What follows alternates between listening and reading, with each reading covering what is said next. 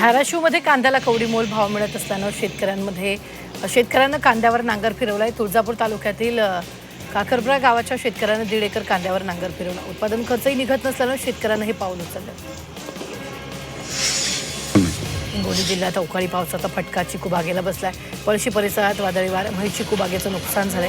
वाऱ्यामुळे चिकूची झड होऊन जमिनीवर पडले। तोडणीला तयार केलेला चिकू वाऱ्यामुळे झाडांवरून खाली पडल्यानं शेतकऱ्यांचं मोठं आर्थिक नुकसान झालं। त्यामुळे चिकू उत्पादक शेतकरी मोठ्या चिंतेत आहे।